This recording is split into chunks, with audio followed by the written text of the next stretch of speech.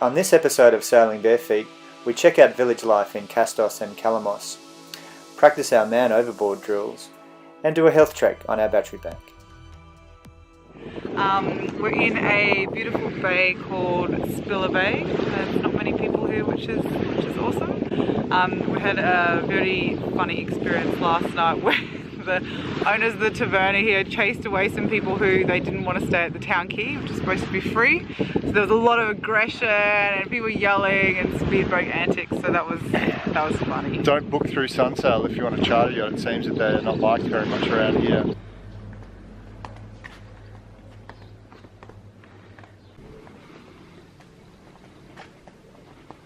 So I think it's day 14 of us officially being sailors. So this is Little Vati, and we're staying in Obliki. What have we been up to? Nothing really. We spent yesterday relaxing for the first day. Drank some wine, watched the sunset, cooked some food, watched some suits. It was a good day.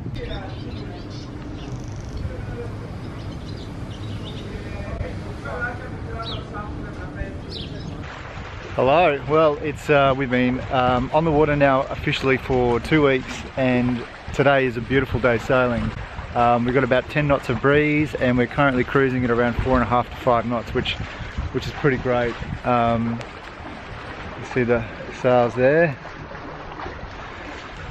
So, but unpredictably, the wind's coming out of the opposite direction to what we thought it would today. Turned out pretty good. We've had to adjust our route, but it's nice to be sailing. That's why we bought the boat. We're heading to a place called Port Kastos. We'll hole up for another couple of nights. Alyssa's studying up on anchoring. Anchoring! So we just calculated it's day 16 of us being sailors today, and we've hiked up to a peak at Port Kalamos. Did I get that right? Kastos. Kastos. Very quiet here. They don't even have a place to buy beer from, which is a minor emergency, but I think we'll survive. Or any food, yeah. So it'll be back to uni days of pesto and pasta. It's quite fascinating because there's a lot of old houses which were destroyed as part of the earthquake and not rebuilt. So we've just been walking through and looking at them, and also some of the old terracing.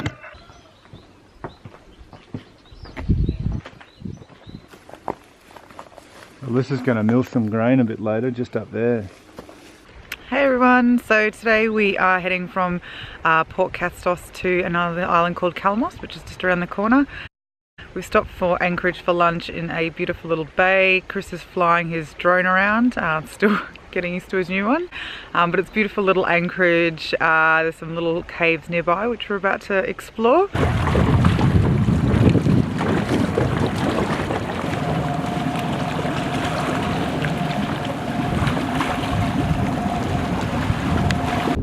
Chris, do you want to tell us what's happening? The wind went from 10 knots to 25 knots very quickly, and we thought we'd put a reef in the main, and at the same time we lost a kayak overboard, so all got very exciting very quickly. There's our Man Overboard. He's still floating there. Thankfully, with his hands up. Yeah. He's going to be okay. So, progress report on the Man Overboard. Successful. We have retrieved said kayak. As you can see down here, this little yellow creature is now back in the boat, and we also put in our first reef, which is very exciting. Look at this beautiful anchorage that we're in right now. It doesn't really tell the true story. Alyssa and I spent 2 hours trying to get it by ourselves. Very difficult to get these stern lines tied up with only 2 people. It's been a pretty epic day. We had 2 things go overboard, a kayak and this beautiful LA cat. Managed to get both back, but needless to say, what went from a very pleasant sail turned pretty hairy pretty quickly.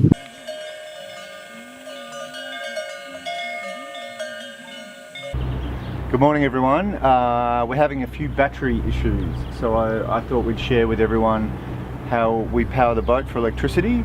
We are largely solar powered in that we don't have a generator on board. So what you have here is 3 135 watt solar panels. They do a pretty good job depending on how the boat is orientated to the sun. It's pretty straightforward wiring.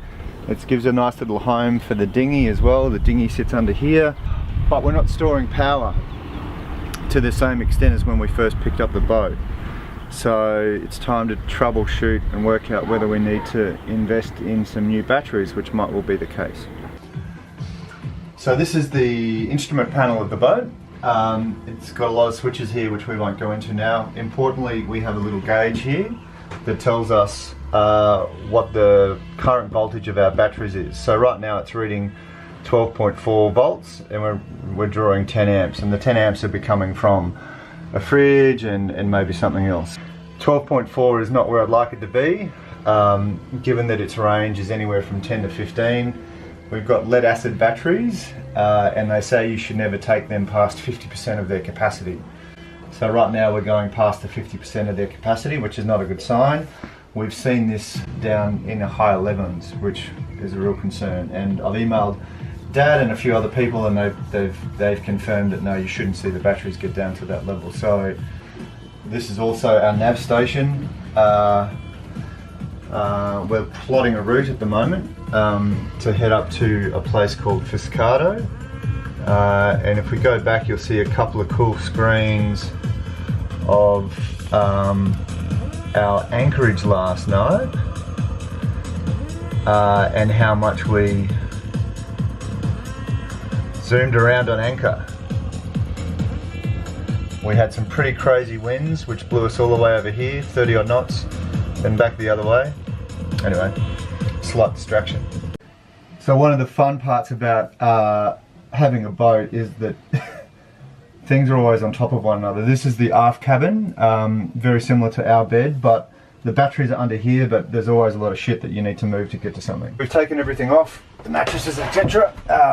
And here is an important part of the boat, because I'm standing on the batteries right now. There's 3 140 amp hour batteries, and further back here, bunch of things. Most importantly for Alyssa is this thing here.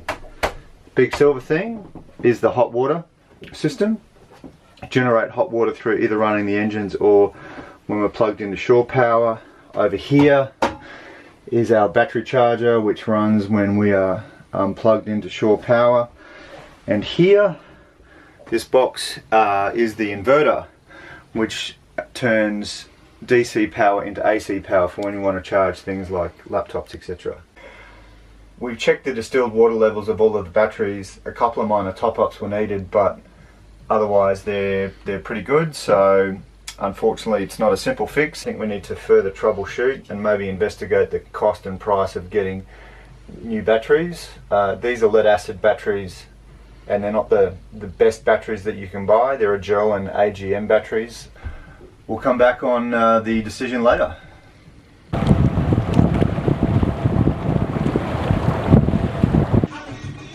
Happy bee.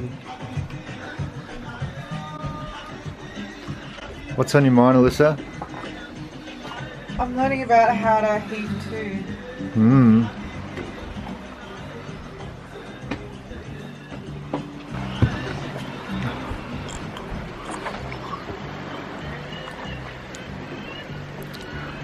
Everyone's left. Hopefully that's not a sign of bad weather. Storm tactics. حبيبي يا نور العين يا ساكن خيالي عاشق بقالي سنين ولا غيرك في بالي حبيبي يا نور العين يا ساكن خيالي عاشق بقالي سنين ولا غيرك في بالي